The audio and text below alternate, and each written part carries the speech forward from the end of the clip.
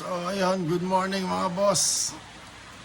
Agang pasok yung aking panganay. Oras natin ay 4:58. Kailangan alas 5 nasa school na to. I-plug ceremony sila.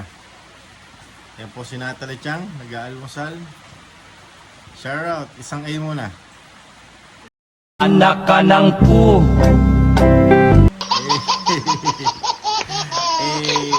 Anak ka ng pu. Ganito po kaagang pumasok ng mga estudyante dito. Hey!